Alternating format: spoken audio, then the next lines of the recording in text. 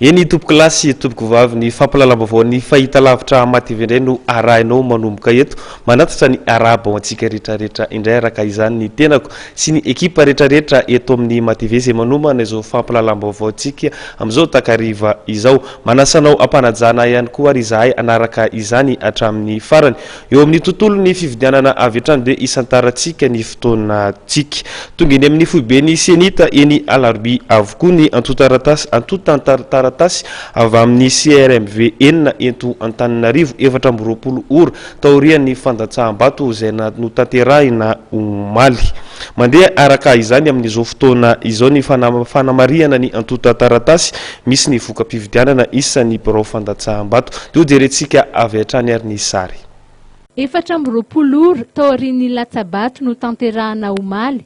efa tonga edy amin'ny fobeny senita alarbiny antotantaratasy avy amin'ny SRMV enina eto Antananarivo mandeha amin'izao fotoan'izao ny fanamariana ny antotantaratasy nisy ny voka-pividianana isaky ny birao fandatsaham-bato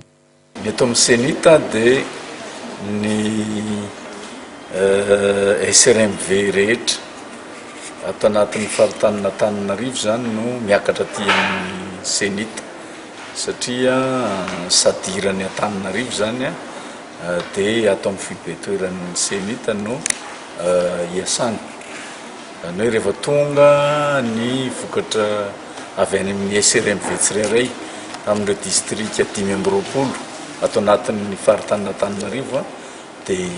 raisina ato zany dia miasan'ireo ankizy manao izy ny fitrandrahana exploitation le antotantaratasy zany dia manamarina ny hoe manahoana ny zao misy tableau de concordance de résultats jerena tsirairay isaky ny PV miady ve ny manahoana ny fizarana ny vato misy soni ve sa tsisy etc mariana daholo izy zavatra rehetra hita ny eto Antananarivo zany zao dia efa azo daholo efa tonga eto ny vokatra avy amin'ny SRMV enina avy amin'ny distrika enina eto amin'ny renivohitra Antananarivo dia efa manao ny fitrandrahana an'izay zao no atao eto 420 ora anatin'ny 420 ora miasa tamin'ity androany ity ny voka-pividianana avy amin'ny district Antananarivo fahadimy no mbola andalana ny fanamariana ataon'ny senita raha ny fanamariany teo anivon'ny senita mbola mijanona aloha amin'ny fanamariana ny antotantaratasy mpividiana no asa tanterahan'izy ireo raha ny fotoana amoahana ny voka-pividianana indray toy izao ny fanazavana netiny teo anivon'ny senita foibe hoan'ny SRMV zany dia mety eo amin'ny 10 herinandro dia fantatra dia ny SRMV mampita indray ny vokatry ny asany makany amin'ny le structure ad hoc ny faritany ny asa indray ny structure ad hoc eo amin'ny hatramin'ny herinandro eo zany zany hoe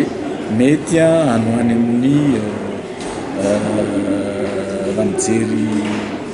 tetiandrotsika mijery calendrier dia mety any amin'ny tapany faharoa amin'ny herinandro faharoa amin'ny volana roa zany no mety voany zay zany no vinavina fa mety ho alohany zany farafatarany zany ny amoahana ny voka-pividianana vonjimaiky dia ny anjaran'ny fitsarana miady amin'ny fanjakana ny tribunal administratif manana 3 andro indray izy aorinan'ny vokatra vonjimaiky avoakan'ny senita